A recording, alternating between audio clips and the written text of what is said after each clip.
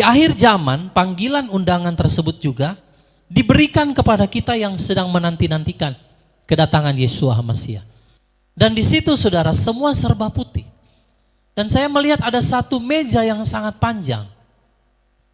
Itu tahun 2023 atau 22 saya lupa saudara. Dan di setiap kursi yang ada di deretan meja itu sudah ada nama-namanya, sudah ditaruh. Sudah ada nama-namanya dan sudah hidangannya sudah diatur dengan begitu rapi, saudara. Tinggal menunggu. Itulah waktu nanti di mana kita akan menuju pesta pernikahan. Yang berbahagia ialah mereka yang mendengarkan firman Allah dan yang memeliharanya. Matius pasal 22 ayat 1 sampai ayatnya yang kelima. Saya mengundang Bapak Ibu sekalian untuk bangkit berdiri. Di handphone mungkin saudara pakai terjemahan baru, tapi boleh lihat di layar ada terjemahan Indonesia Literal Translation 3 ya. Mari sama-sama baca ayat 1 sampai ayat yang kelima. 3, 2, 1. Dan seraya melanjutkan, Yesua berkata lagi kepada mereka dalam perumpamaan dengan mengatakan, kerajaan surga diumpamakan dengan seorang raja yang menyelenggarakan pesta pernikahan untuk putranya. Dan dia menyuruh hamba-hambanya untuk memanggil mereka yang telah diundang ke pesta pernikahan itu. Tetapi mereka tidak mau datang. Ia menyuruh lagi hamba-hamba yang lain, seraya berkata, katakanlah kepada mereka yang diundang, lihatlah, aku telah menyediakan hidanganku, lembu-lembu jantan dan yang tambun-tambun milikku, yang telah disembelih dan semuanya telah tersedia. Datanglah ke pesta pernikahan itu. Namun dengan mengabaikannya, mereka pergi yang seorang ke ladangnya dan yang lain ke usahanya. Puji Bapak ya, silakan duduk saudara. Nah, ada satu perumpamaan yang Yeshua HaMashiach berikan, yaitu kerajaan Samayim atau kerajaan surga. Itu diumpamakan ada seorang raja sedang akan mengadakan pesta pernikahan bagi putranya. Bapak Ibu, kalau raja bikin pesta pernikahan, saudara pernah lihat enggak? Pernikahan kayak putra kerajaan Inggris atau putra mahkota dari kerajaan-kerajaan, pernah ada yang lihat acaranya? Saya pernah lihat. Dulu waktu yang terkenal sekali itu pernikahan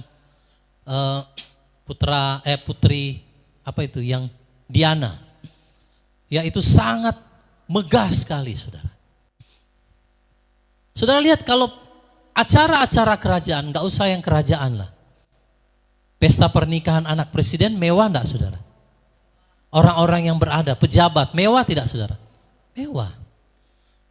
Apalagi raja, saudara. Ya. Dan di situ, saudara, raja ini memberikan undangan kepada orang-orang yang sudah diundang sebenarnya. Nah, dia panggil, dia suruh hamba-hambanya. Suruh panggil itu orang-orang yang sudah diundang ke pesta. Berarti orang-orang ini sebenarnya sudah terima undangan atau belum? Sudah. Tapi mereka tidak datang ke pesta itu, saudara. Di situ dikatakan, tetapi mereka tidak mau datang. Berarti sudah diundang, sudah disuruh hambanya, panggil, suruh masuk ke dalam pesta. Tapi orangnya datang tidak? Tidak mau. Lalu ada lagi, saudara. Karena mereka tidak datang, dia suruh lagi hamba-hamba yang lain. Suruh panggil lagi, 2 kali sudah dipanggil, betul? Katakan kepada mereka, lihat aku sudah sediakan hidanganku. Lembu, jantan, lembu yang tambun, yang gemuk-gemuk. Disuruh, sudah disembelih, sudah tersedia. Datanglah ke pesta itu. Bapak Ibu, kalau kita bikin pesta, bikin acara, saudara sudah masak banyak, sudah keluarkan uang banyak, saudara sudah masak makanan-makanan enak yang mewah, yang mahal, terus orang tidak datang, apa perasaan saudara? Apa perasaan saudara? Senang? Tidak, pasti apa? Kecewa, sedih, betul enggak saudara? Ya, saya pernah ada lihat satu berita, acara pernikahan saudara, ya. Sudah siap semua pestanya, acaranya, makanannya. Tiba-tiba saudara, karena hujan banjir, tidak ada satu tamu pun yang datang.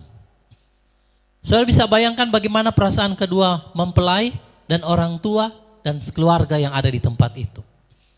Nah ini raja di atas segala raja memberikan undangan 2 kali. Yang kedua kali dia suruh hamba-hamba yang lain. Mungkin yang pertama dia tidak mau dengar, oh dia suruh yang kedua. Mungkin ini lebih dia mau dengar.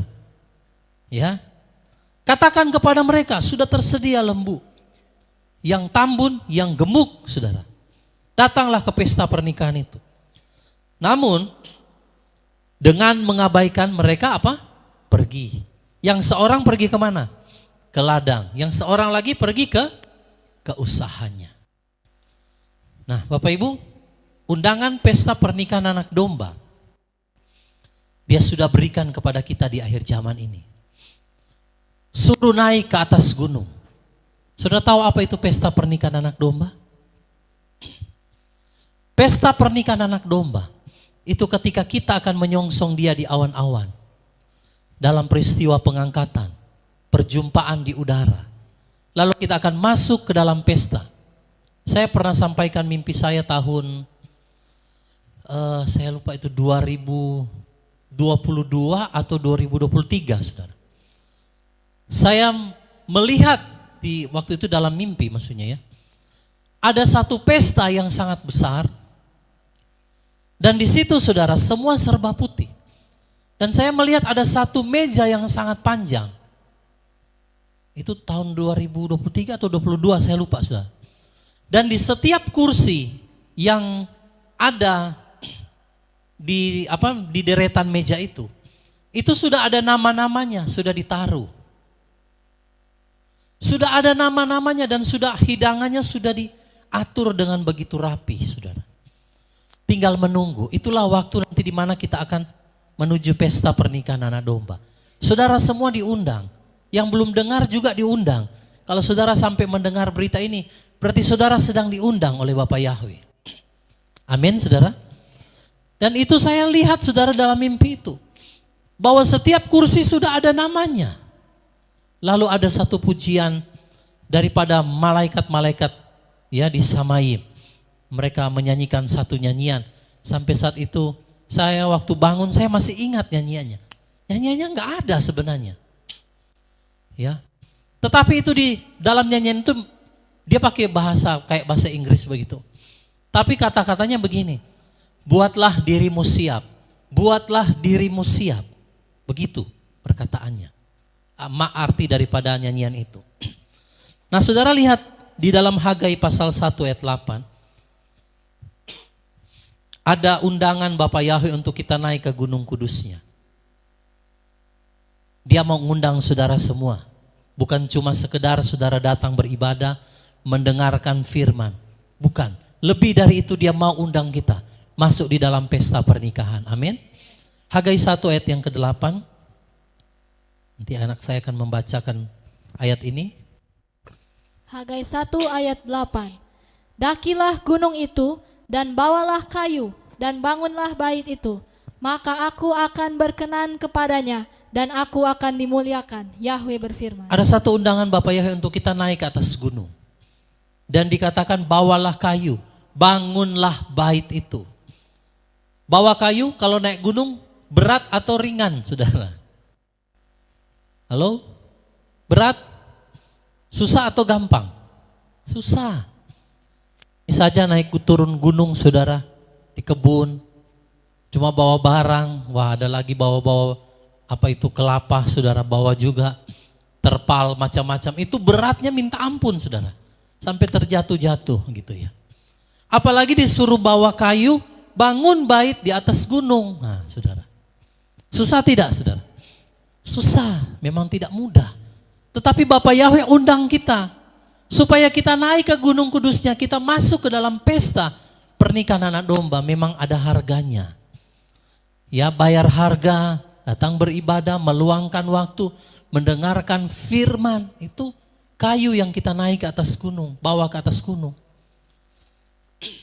Saudara meluangkan waktu kita, itu kayak orang mau naik gunung saudara, dia bawa kayu. Jadi undangan Bapak Yahweh itu memang ada harganya. Kalau saudara diundang kepada satu pesta, apa kira-kira persiapan saudara? Halo ibu-ibu? Satu hari dari pagi sampai sore di salon? Betul? Apalagi yang nikah saudara. Lebih itu lagi ada dipingit begitu ya, kalau adat-adat Jawa dipingit selama berapa bulan begitu sebelum pernikahan. Ada persiapan baru kita memilih baju yang terbaik, benar nggak saudara? Kalau mau pergi pesta, masa kita pakai baju daster? Atau kita pergi ke pesta kita pakai baju tidur saudara? Tidak mungkin. Ke pesta pasti kita pakai apa? Pakaian pesta. Jadi ada persiapan, sama kayak orang naik gunung, dia mau bangun bait suci, dia harus bawa kayu. Dan undangan Bapak Yahweh itu memang gratis. Keselamatan itu gratis. Menerima keselamatan sama-sama katakan gratis. Tapi ikut Yesua ada harganya. Amin saudara.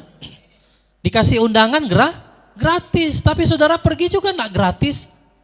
Harus make up, harus beli baju yang terbaik. Benar enggak saudara? Harus apa? Mempersiapkan ibu-ibu mungkin di dandan, alisnya sampai ke atas begini saudara. Dulu kami waktu di Jakarta suka bikin acara-acara yang besar saudara. Itu memang gereja kami yang lama. Tapi karena kita orang-orang yang ya maklumlah saudara ya, orang-orang banyak dari antara kami sebenarnya orang-orang dari kampung. Begitu masuk di mega church, gereja besar, bikin acara besar, acaranya kayak model-model pesta kerajaan begitu. Jadi ada yang gak pernah pasang bulu mata, dia pasang bulu mata bukan ke atas, ke bawah saudara. Itu sering kejadian.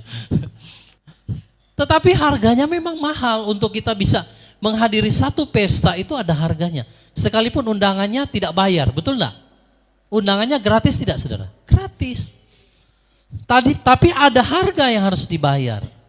Nah, pagi hari ini saya mau sampaikan. Bapak Ibu perhatikan baik-baik ya. Siapa saja yang tidak akan masuk dalam pesta pernikahan anak domba. Ternyata ada orang-orang yang tidak akan ke sana. Biar saudara juga nyanyi, oh Yerusalem, kota mulia, hatiku rindu ke sana. Kalau Bapak Yahweh bilang kamu tidak layak, maka tidak layak masuk dalam pesta. Sekalipun sudah diundang, kalau tidak layak, tidak bisa masuk. Nah, kita akan belajar mengapa seseorang itu tidak bisa masuk dalam pesta pernikahan anak domba. Bapak Ibu, ini pesta sudah dekat. Saudara lihat, peperangan, kelaparan, gempa bumi itu sudah terjadi di berbagai bangsa. Berarti kedatangan Yeshua HaMashiach sudah sangat dekat. Pesta ini sudah sangat dekat. Undangannya sudah disebar. Sekarang dia suruh hamba-hambanya panggil itu orang-orang yang diundang. Tapi perhatikan, yang diundang harus mempersiapkan diri. Nah, inilah yang orang-orang yang tidak akan masuk dalam pesta pernikahan anak domba. Yang pertama Matius 22 ayatnya yang ketiga. Matius 22 ayat 3. Dan dia menyuruh hamba-hambanya untuk memanggil mereka yang telah diundang ke pesta pernikahan itu, tetapi mereka tidak mau datang. Tetapi mereka tidak mau datang. Jadi yang pertama Bapak Ibu, siapa yang tidak masuk dalam pesta pernikahan anak domba? Yaitu mereka yang menolak undangan. Sudah dikasih undangan tetapi tolak. Nah ini gambaran apa saudara? Ini adalah gambaran orang-orang yang tidak mau menerima kebenaran. Sekalipun sudah berkali-kali disampaikan kebenaran, selalu menolak. Selalu tidak mau percaya. Saya banyak sekali mendapatkan saudara WhatsApp dari saudara-saudara kawanan kecil akhir zaman. Dia sampaikan suaminya, dia sampaikan istrinya, dia sampaikan anaknya, dia sampaikan keluarganya. Tetapi mereka tidak mau percaya. Mereka nggak mau percaya. Dan ada juga yang tidak mau bertobat dari dosa-dosanya. Ini gambaran saudara, orang-orang yang sudah diundang, disuruh hamba-hambanya sampaikan kebenaran. Tetapi mereka apa? Menolak. Mereka tidak mau datang. Pernah enggak saudara sampaikan kebenaran orang tidak mau dengar kita? Siapa yang pernah? Coba angkat tangan. Sudah dikasih tahu berkali-kali, tetap saja menolak. Oh, ini berarti ini orang sudah diundang, sudah dapat undangan secara langsung, tidak mau datang. Berarti dia tidak layak. Maka dalam Yohanes pasal 6 dikatakan begini. Yesus pernah berkata, tidak ada seorang pun yang dapat datang kepadaku kalau bukan Bapa yang menarik dia. Jadi kalau Bapa Yahweh tidak tarik seseorang, wah, sudah pasti orang itu tidak bisa datang kepada Yesus. Bagaimana mungkin dia mau masuk ke pesta? Jadi orang-orang yang selalu menolak kebenaran, sudah dikasih tahu kebenaran, nama Bapa Yahweh Yeshua HaMashiach penolong kita, Juru Selamat dan Mesias kita, tetap aja tidak mau percaya. Disuruh bertobat dari dosa-dosanya, disuruh melepaskan semua kedagingannya, tetapi nggak mau bertobat. Nah, inilah gambaran orang-orang yang menolak undangan. Bapak Ibu, kalau Bapak Presiden ya memberikan saudara undangan, Bapak Ibu saudara yang terkasih, yang terhormat, saya namanya kita masing-masing, saudara diundang untuk pesta pernikahan anak saya di istana kepresidenan. Kira-kira gimana perasaan saudara? Harusnya senang, bahagia. Tapi yang mengundang kita ini bukan cuma sekedar presiden. Siapa saudara? Raja di atas segala raja. Jadi kalau orang menolak, ya sudah. Berarti dia tidak akan masuk. Jadi Bapak Ibu lihat, ini adalah gambaran orang-orang yang tidak mau menerima kebenaran. Saya bersyukur kita semua orang-orang yang sudah menerima kebenaran. Amin. Makanya Bapak Ibu datang. Ya. Ada juga yang baru datang. Saya percaya itu bukan karena mungkin Ibu Olga, bukan. Tapi mungkin karena Bapak Yahweh ingin menarik saudara, keluarga demi keluarga, pribadi lepas pribadi. Ada juga suami menarik istrinya. Ada istri menarik suaminya. Ya. Jadi Bapak Ibu, orang-orang yang tidak bisa masuk dalam pesta pernikahan, yang pertama adalah yang menolak undangan, yang mengeraskan hatinya. Saya berdoa supaya di tempat ini, di Zoom, di live streaming, tidak ada yang mengeraskan hatinya. Amin, saudara. Saudara mau menerima undangan dari raja segala raja? Saudara mau ada dalam pesta pernikahan anak domba? Jangan menolak kebenaran. Sangat disayangkan begini Bapak Ibu, seringkali yang saya temukan ya. Ada orang ketika mendengarkan firman, dan firman itu pas dengan hati dia, itu dia menerima dengan sukacita. Tetapi ketika ada firman-firman yang mengikis kedagingannya, nah di situ dia mulai kurang yakin, kurang percaya. Bahkan cenderung kadang sudah menolak. Tapi awal-awal mungkin dia terima, wah ini pas dengan saya. Itu kenapa bisa terjadi begitu Bapak Ibu? Karena seringkali kita tidak menyesuaikan dengan apanya maunya Bapak Yahweh. Tapi kita menginginkan kalau boleh Bapak Yahweh menyesuaikan dengan apa yang saya mau. Kalau ini saya mau, kalau yang itu maaf saya tidak mau. Nah ini gambaran orang-orang yang tadi menolak undangan, tidak layak masuk dalam pesta pernikahan. Jadi firman itu jangan dipas-paskan dengan kita saudara. Ada amin? Firman itu kita yang harus mencocokkan dengan apa yang Bapak Yahweh katakan. Jadi kalau saudara bilang, wah firman ini sepertinya nggak cocok sama saya. Berarti kita yang harus menyocokkan di diri. Bukan kita, wah karena nggak cocok ya sudahlah cari aja hamba Elohim yang bisa berkata, yang perkataannya itu bisa saya terima dan itu menyenangkan hati saya. Nah ini gambaran orang-orang yang menolak kebenaran. Firman itu keras saudara memang untuk membawa saudara dan saya kepada pesta pernikahan anak domba supaya kita layak. Maka kita harus menerima. Coba ibu-ibu yang berdandan ya, rela kan berjam-jam. Rela kalau sampai di salon, rela kan pagi sampai sore, sampai malam juga rela. Benar enggak Bapak Ibu? Kalau orang yang mau ke pesta, ya kan? Tapi rela enggak duduk diam, dengar 1, 2, 3 jam. Nah, kadang belum tentu, saudara. Kalau kita nonton, kalau kita melakukan hobi kita, bisa nggak berjam-jam? Bisa. Kenapa kita nggak bosan? Karena sesuatu yang kita sukai. Kalau firman tidak menjadi satu kesukaan, kalau ibadah tidak menjadi satu kesukaan bagi kita, 1 jam saja pasti saudara bosan. Gelisah. Percaya kata-kata saya, saudara. Maka ibadah, doa, firman itu harus menjadi kesukaan. Nah kalau ini tidak menjadi kesukaan, saudara menolak undangannya Bapa Yahweh. Ini gambaran yang pertama. Lalu yang kedua, saudara. Siapa saja yang tidak masuk dalam pesta pernikahan anak domba? Matius 22 ayat yang kelima. Silakan dibaca. Matius 22 ayat 5. Namun dengan mengabaikannya, mereka pergi, yang seorang ke ladangnya dan yang lain ke usahanya. Hamba daripada raja ini kasih tahu, Bapak, Ibu, raja sudah undang Bapak, Ibu. Mari datang, makanannya, jamuannya sudah ada, lembu-lembu tambun yang gemuk-gemuk, makanan yang enak sudah ada, mungkin di sana apa saudara? Kambing domba guling.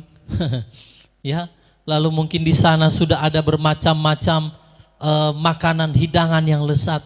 Tetapi orang-orang ini mengabaikan, mereka pergi, mereka bilang, "Oh, maaf Pak, maaf Tuan, saya ada urusan di ladang saya." Yang satu lagi bilang begini, "Oh maaf Pak, saya ada urusan, saya sibuk, saya punya usaha." Nah ini gambaran orang yang selalu mengabaikan undangan Elohim demi pekerjaan dan kesibukan mereka. Saudara, kalau kita selalu mengutamakan pekerjaan kita, usaha kita, kesibukan, kepentingan kita melebihi kerajaannya Elohim, kita perlu bertobat.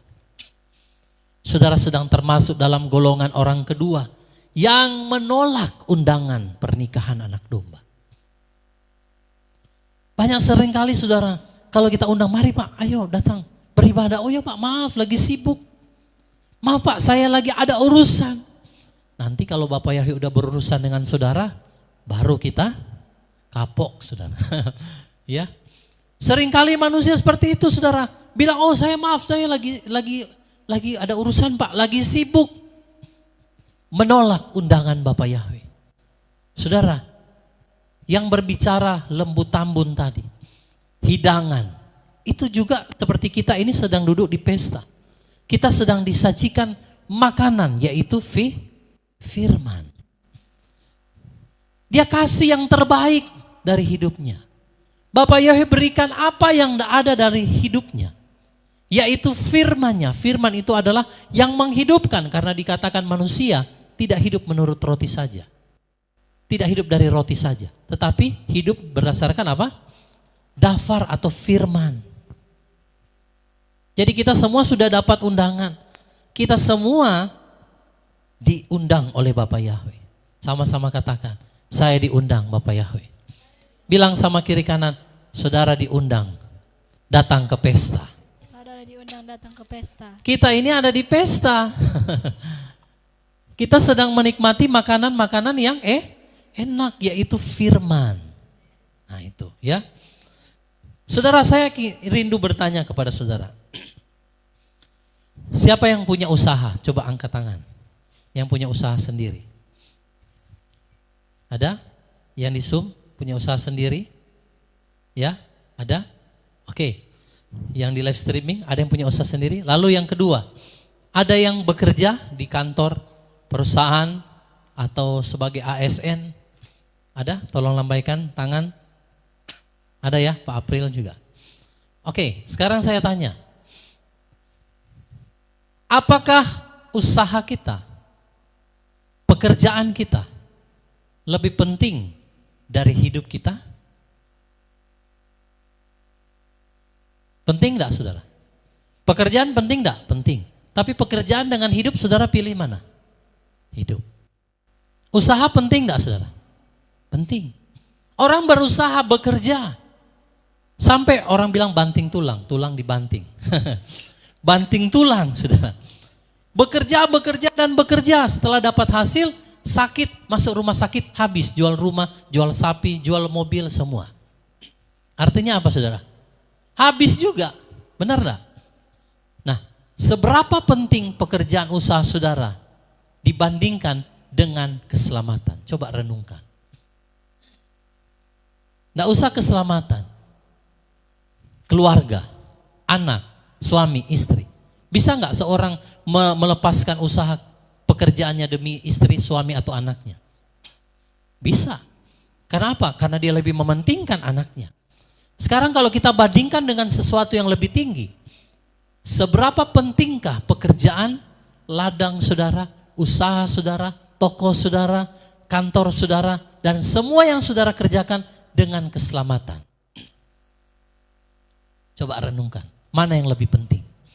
Ada seorang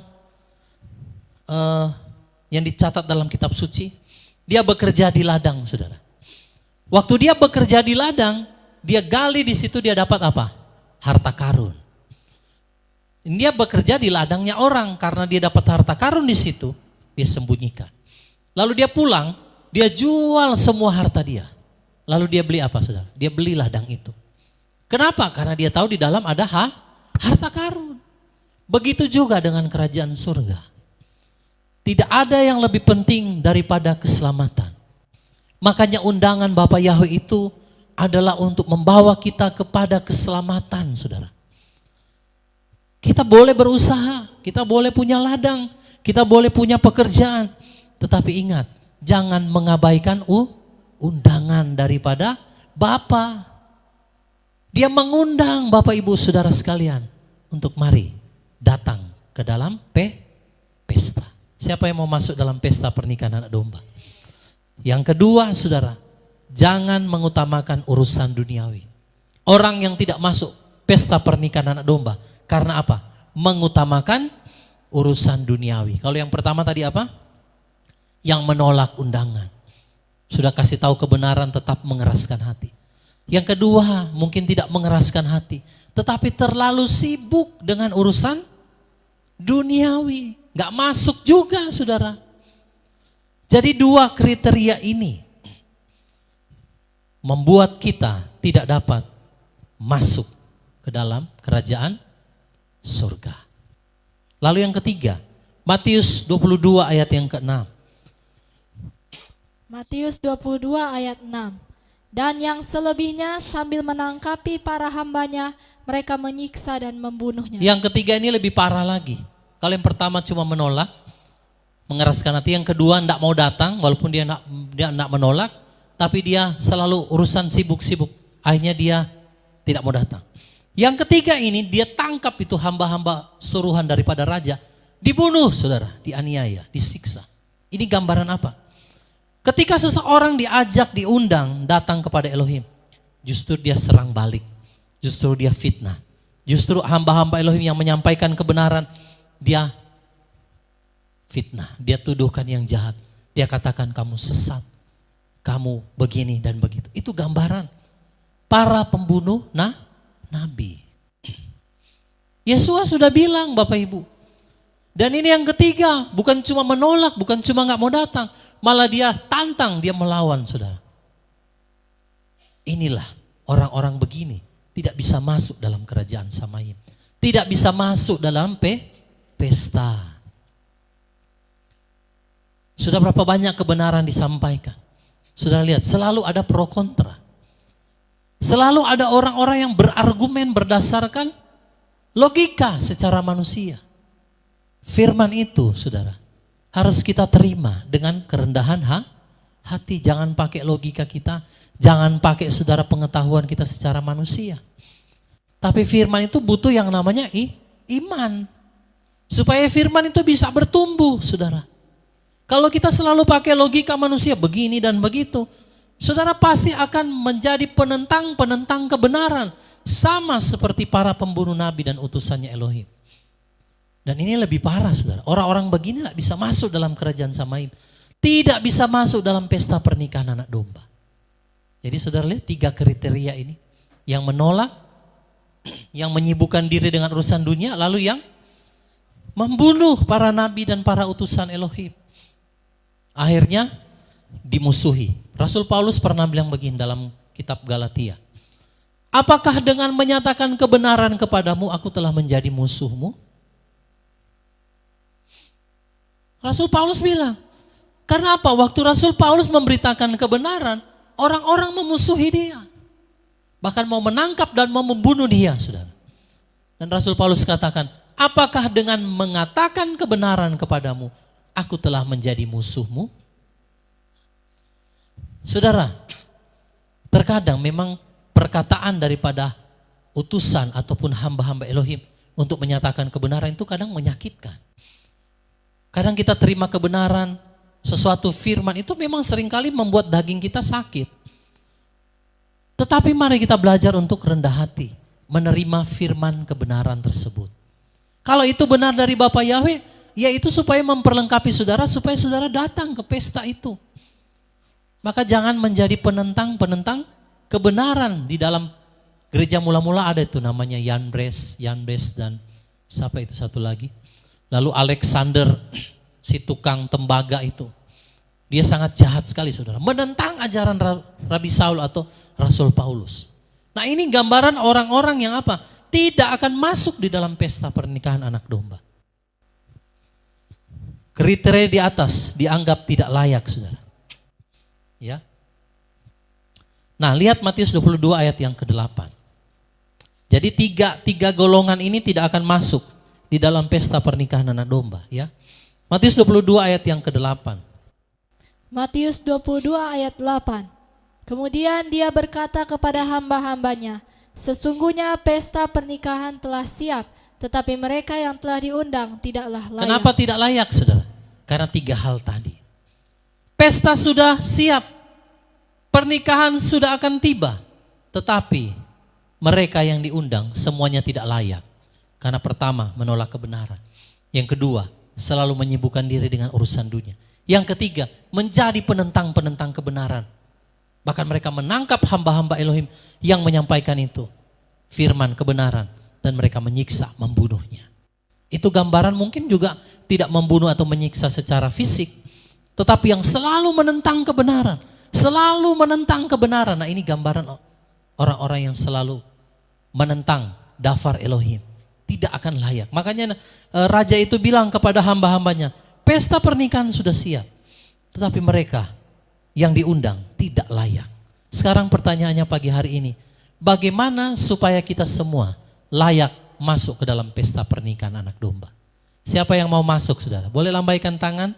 Bapak Ibu yang ada di Zoom, semuanya mau masuk dalam pesta pernikahan anak domba? Ya. Nah, siapakah yang layak masuk ke dalamnya? Mari baca Wahyu pasal 19 ayatnya yang ke-7. Wahyu 19 ayat yang ke-7. Wahyu 19 ayat 7. Marilah kita bersukacita dan marilah kita bersukaria dan marilah kita memberikan kemuliaan kepadanya, sebab pesta perkawinan anak domba telah tiba dan mempelai wanitanya telah mempersiapkan dirinya. Pesta pernikahan anak domba telah tiba dan mempelai wanitanya telah mempersiapkan dirinya.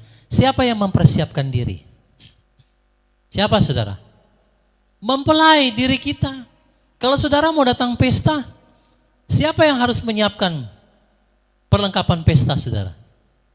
Ya diri sendiri. Mari lebih jelas lagi kalau kita melihat dalam terjemahan bahasa Inggris ya. Revelation chapter 19 verse 7. Let us be glad and rejoice and give honor to him, for the marriage of the Lamb is to come, and his wife hath made herself ready. Saya kasih huruf besar situ. And his wife, pengantin wanita, had made herself, dirinya sendiri. Her itu kan dia perempuan. Herself, dirinya sendiri, ready. Jadi yang buat kita siap siapa? Ya diri sendiri, saudara. Mempelai wanitanya telah mempersiapkan dirinya. Jadi kita yang harus mempersiapkan. Hamba Elohim hanya apa? Menyampaikan. Saudara datang beribadah untuk saling menguatkan. Tetapi persiapannya itu pribadi lepas pribadi. Nanti masuk surga enggak gandengan tangan, saudara. Semua kita akan sendiri-sendiri. Makanya kenapa perlu ibadah? Kenapa perlu mendengarkan firman? Kenapa perlu komunitas yang membangun iman? Supaya kita bisa membangun iman kita. Kita boleh dikuatkan oleh dafar Elohim atau firman. Supaya kita bisa mempersiapkan diri kita. Suami tidak bisa mempersiapkan istri. Istri tidak bisa mempersiapkan suami. Saling mengingatkan iya, saling menegur iya. Tetapi yang bisa mempersiapkan diri itu diri sendiri. Bilang sama kiri kanan. Diri sendiri yang kasih persiapan. Jangan berharap sama manusia. Jangan berharap sama yang lain. Kalau suami malas datang ibadah, jangan berharap nanti ada istri saya yang berdoa buat saya. Ya yang suami datang ibadah, istri nggak beribadah, oh nanti ada suami saya yang berdoa. Tidak, saudara. And his wife had made herself ready. Dia yang buat dirinya siap. Mari lihat saudara lebih jelas lagi dalam kamus kitab suci. Kata mempersiapkan di situ dalam bahasa Yunaninya hetoi mazo. Hetoi matso, bacanya gitu ya. Ejaannya hetoi matso. Itu artinya apa? Menyiapkan. Mempersiapkan. Itu artinya. Menyiapkan, mempersiapkan. Sama kayak gambaran orang mau pesta, dia persiapkan. Dandananya, bajunya, semua mungkin. Kalau yang perempuan kan lebih ribet. Kalau laki-laki lebih gampang. Makanya di situ penggambarannya itu tidak sederhana kayak laki-laki. Karena di situ penggambarannya mempelai wanita, herself, dirinya perempuan. Bukan his self, himself, tapi herself. Karena gambaran mempelai anak domba itu perempuan. Kenapa perempuan ya? Karena memang tidak mudah masuk kerajaan Samayim. Bukan cuma kayak laki-laki mandi langsung nggak pakai bedak juga langsung sisir, pakai minyak wangi selesai. Tapi kalau perempuan itu ribet saudara. Mungkin ada kalau ke pesta, apalagi yang nikah, wah sudah dilulur, mani-pedi, semua sudah. Mungkin rambutnya diatur, di macam-macam ya. Saya tahu karena saya sering mendampingi dulu istri saya di acara-acara waktu di Jakarta seperti itu. Memang berjam-jam saudara. Dan itu butuh persiapan yang tidak mudah. Menjadi mempelai itu tidak gampang. Maka kita harus hetoi matso. Menyiapkan, menyediakan. Ya. Nah, siapa mereka? Orang-orang yang mempersiapkan diri adalah mereka yang bukan golongan pengejek. Bukan orang yang acuh tak acuh. Bukan orang yang mementingkan urusan dunia lebih dari kerajaan Elohim. Mereka benar-benar mempersiapkan kekekalan mereka. Ada amin saudara? Kenapa dikatakan mempelai mempersiapkan? Karena dia tahu. Waktunya sudah singkat. Wah ada urusan dunia. Lebih utamakan dulu kerajaan surga. Maka di dalam Matius 6 ayat 33 katakan, carilah dahulu kerajaan Elohim dan kebenarannya. Kebenaran itu apa? Firman. Yohanes 17 ayat 17. Maka semua itu berbicara apa? Makan, minum, pakai, kebutuhan kita akan ditambahkan. Cuma ditambah. Yang utama itu apa? Cari kerajaannya. Karena yang paling utama itu apa? Keselamatan saudara. Yang utama bukan makan, minum, pakai. Yang utama bukan rumah, bukan mobil. Yang utama itu apa? Keselamatan. Sama-sama katakan keselamatan. Nah lalu yang kedua. Kalau yang pertama tadi kan mempersiapkan diri ya. Lalu yang kedua Matius 22 ayat 11 sampai 12. Matius 22 ayat 11 sampai 12. Dan raja itu ketika datang menyaksikan mereka yang duduk makan, di situ ia melihat seorang yang tidak mengenakan pakaian pesta pernikahan. Dan dia berkata kepadanya, "Hai teman, bagaimana engkau masuk ke sini tanpa mengenakan pakaian pesta pernikahan?" Namun dia terdiam. Ada enggak orang masuk pesta tanpa pakaian pesta? Tidak ada. Kalau dia masuk berarti dia gila, saudara. Masuk di dalam acara itu tidak pakai pakaian pesta. Lazimnya orang kalau ke pesta selalu pakai pakaian pesta. Nah, ternyata raja ini undang semua orang. Yang tadi kan ditolak. Yang kedua ini datang, ada yang datang. Ada yang datang akhirnya. Karena disuruh di setiap jalan, setiap lorong, panggil, bawa masuk semua orang. Karena ruangan ini harus penuh. Tetapi ketika sudah diundang, orang itu dia mau datang. Dia merespon panggilan itu. Tapi dia datang di pesta itu dengan tidak menggunakan pakaian. Nah, pakaian di sini berbicara apa, saudara? Perbuatan. Saudara nggak cukup cuma datang beribadah. Saudara tidak cukup menerima undangan. Tetapi saudara harus punya perbuatan iman. Maka pakaian atau jubah itu berbicara perbuatan kebenaran. Kita tidak dapat masuk ke dalam pesta pernikahan anak domba jika kita tidak memiliki perbuatan yang sesuai kebenaran, yaitu yang tidak mentaati firman. Banyak orang percaya begini, Pak, kalau sudah terima kata Yeshua, kalau orang yang mungkin dulu belum mengenal nama yang benar, wah kalau sudah percaya Yesus, Pak, sekali Yesus tetap Yesus. Tapi kita kan sudah tahu kebenaran namanya Yeshua. Kalau sudah tahu Yeshua, cukup Yeshua, pasti kita selamat, Pak. Oh tidak, saudara. Ada ayatnya katakan bahwa kerjakanlah keselamatanmu dengan takut dan gentar. Kejarlah kekudusan, tanpa kekudusan tidak ada seorang pun dapat melihat Elohim atau Tuhan. Jadi Bapak Ibu, pakaian di situ berbicara apa? Perbuatan. Saudara mau dapat pakaian pesta, ya kita harus punya perbuatan iman yang sesuai dengan kebenaran. Itu caranya kita menggunakan pakaian pesta. Jadi pakaian pesta itu tidak didapatkan begitu saja gratis. Yesua bilang, beli. Nah, saudara lihat ya, mari lihat Wahyu 7 ayat 13 ayat 4 sampai 14. Emangnya ada yang mau kasih saudara pakaian pesta gratis? Datang pesta? Ada enggak? Ya kalau enggak sewa pasti apa? Beli, saudara. Ya, walaupun saudara dapat undangan gratis, seperti saya bilang, tetap saudara pergi harus bayar harga. Makanya Yesua bilang, untuk mendapatkan pakaian pesta harus beli memang. Wahyu 7 ayat 13 sampai 14. Mari sama-sama kita baca. Wahyu 7 ayat 13 sampai 14. Dan seorang dari para tua-tua itu menjawab seraya berkata kepadaku, "Mereka ini yang mengenakan jubah panjang putih, siapakah mereka dan dari manakah mereka datang?" Dan aku berkata kepadanya, "Tuhan, engkau sudah tahu."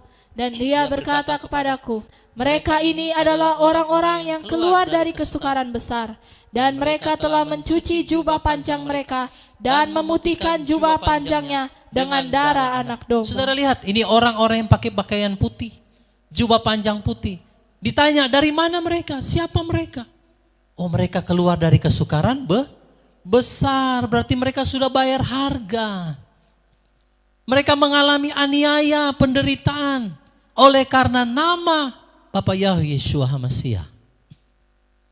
Diolok, dianiaya, dikatakan sesat, bahkan firman katakan akan datang waktunya kita akan dibunuh oleh karena namaku, kata Yeshua. Saudara lihat, dari mana mereka datang? Mereka keluar dari kesukaran, mereka mencuci jubah mereka dengan darah anak domba.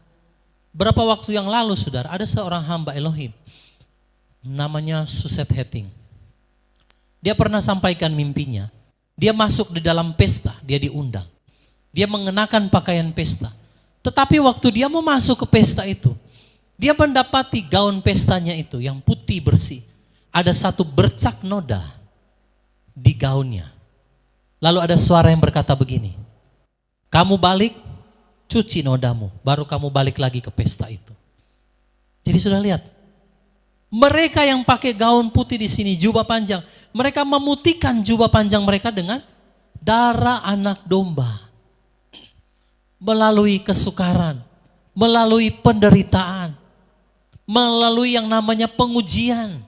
Tidak segampang itu. Makanya orang-orang yang selalu ingin rapture. Apakah engkau rapture tanpa baju pakaian pesta yang tidak mengalami masa kesukaran lebih dahulu?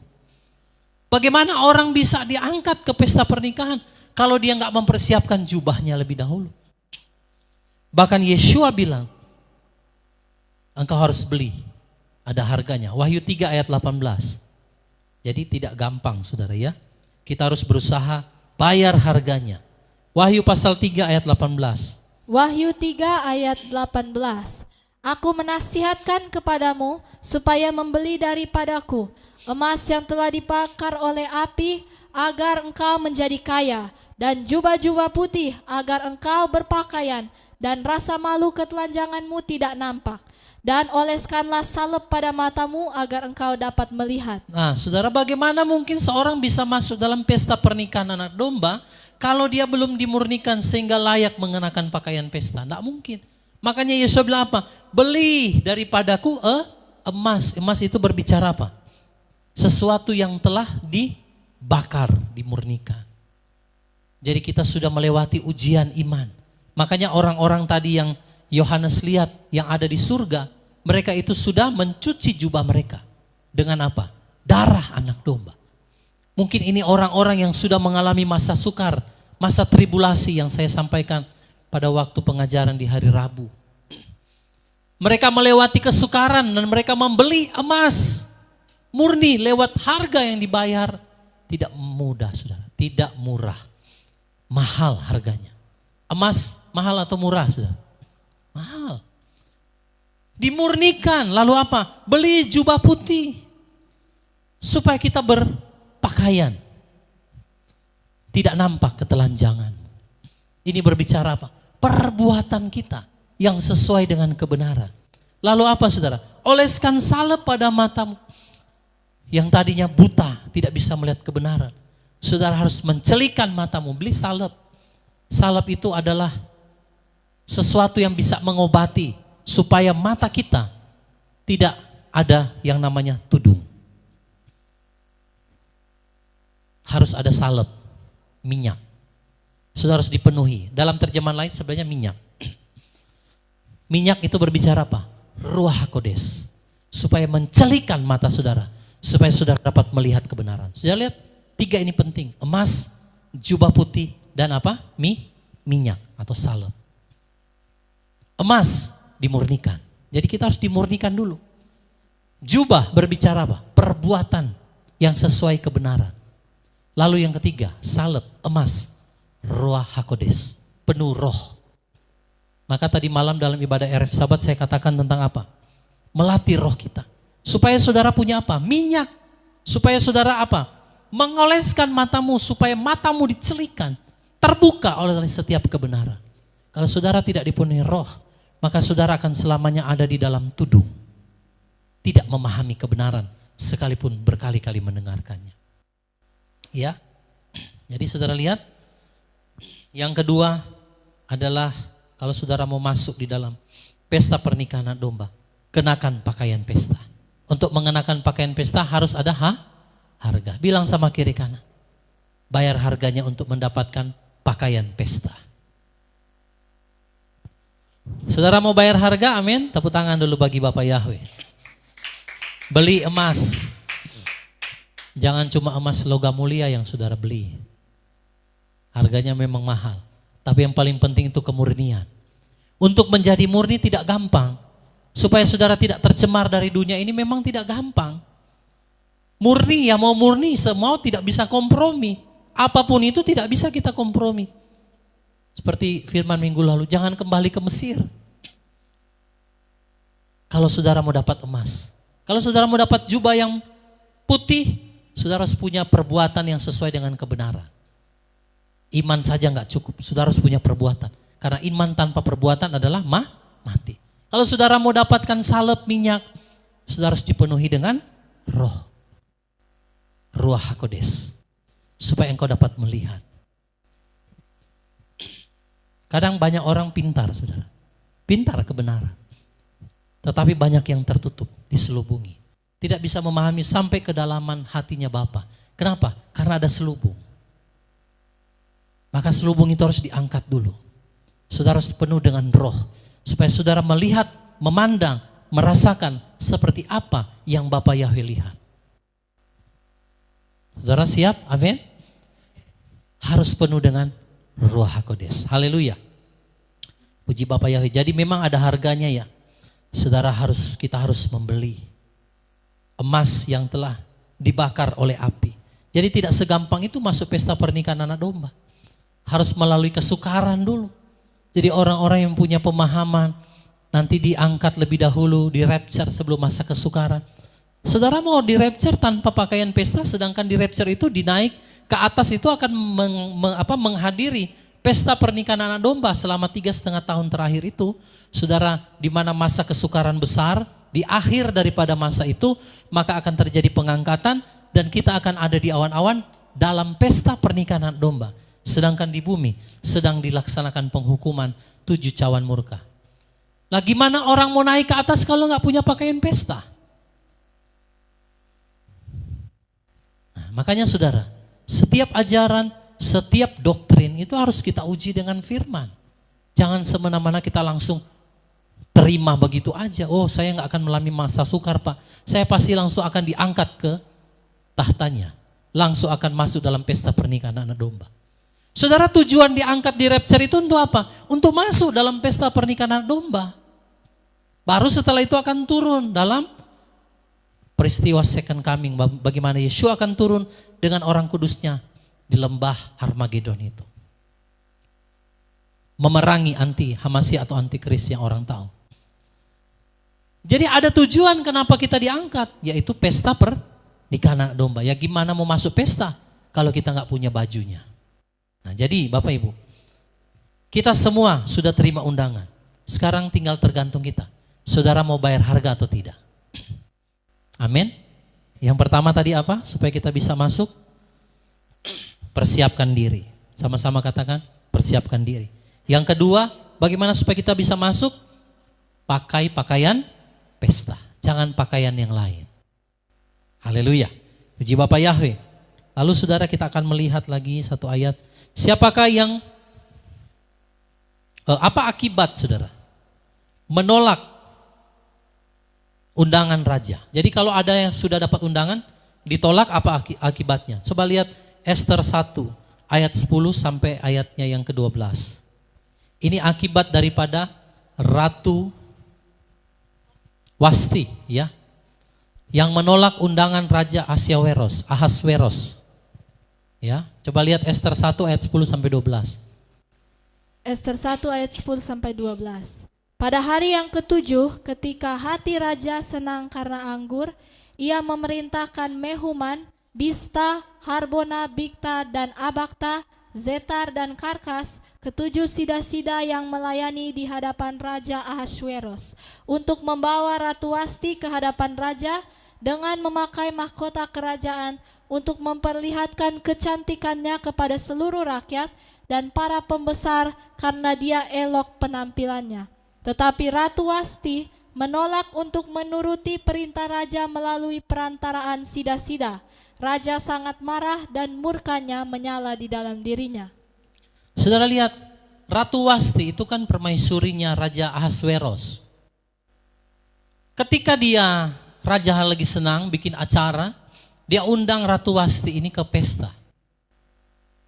Ya, dia mau perlihatkan kepada seluruh kerajaan ya, untuk memperlihatkan kecantikannya karena Ratu Wasti ini sangat cantik, saudara. Namanya ratu, perawatannya pasti ekstra luar biasa, betul? Tetapi saudara, Ratu Wasti apa? Menolak, dia malah bikin acara sendiri. Kalau saudara baca nanti, dia bikin acara sendiri di istananya, karena dia punya istana sendiri. Akibatnya Raja Ahasweros sangat marah. Lalu apa saudara?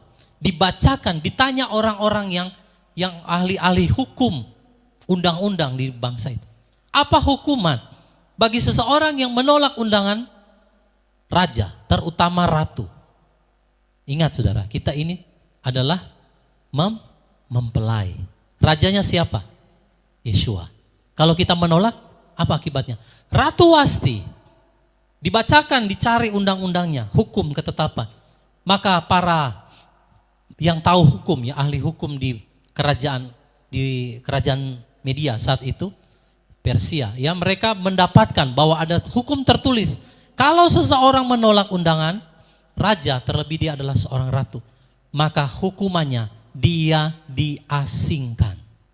Dan kedudukannya sebagai ratu harus dicopot, digantikan kepada seseorang yang lebih pantas.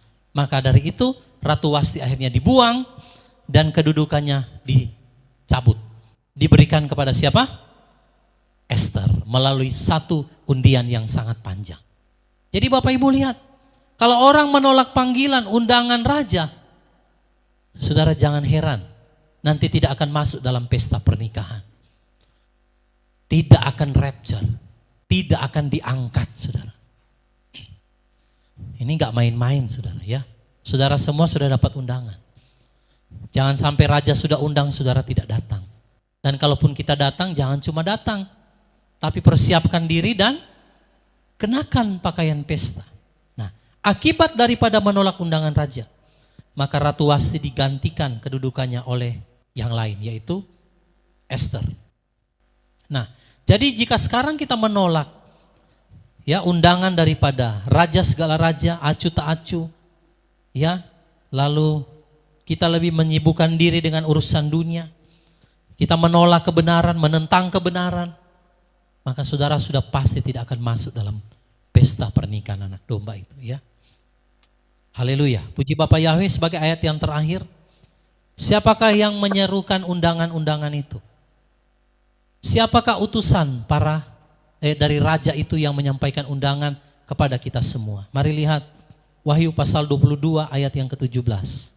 Wahyu 22 ayat 17. Dan roh serta mempelai wanita berkata, marilah. Dan dia yang mendengar, biarlah dia berkata, marilah. Dan dia yang haus, biarlah dia datang. Dan dia yang mengingini, biarlah dia mengambil air kehidupan dengan cuma-cuma. Yang berkata siapa? Roh huruf besar. Berarti siapa? Roh Kudus, Ruach HaKodes. Dan dikatakan serta mempelai wanita. Nah, saya mau kasih keterangan tentang mempelai wanita di sini. Tidak sembarangan mempelai wanita yang berkata, marilah.